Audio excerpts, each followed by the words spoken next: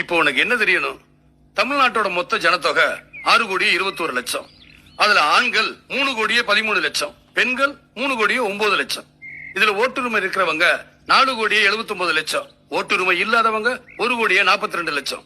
படிச்சவங்க 4 கோடியே 6 லட்சம் பேர், படிக்காதவங்க 2 கோடியே 15 லட்சம் பேர்.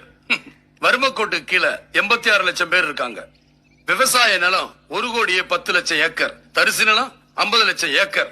மொத்த கலெக்டர்ஸ் 30 பேர், munsif court 409, district court 30, government hospitals 364, சராசரியா 72 பேஷண்ட்டுக்கு ஒரு பெட்.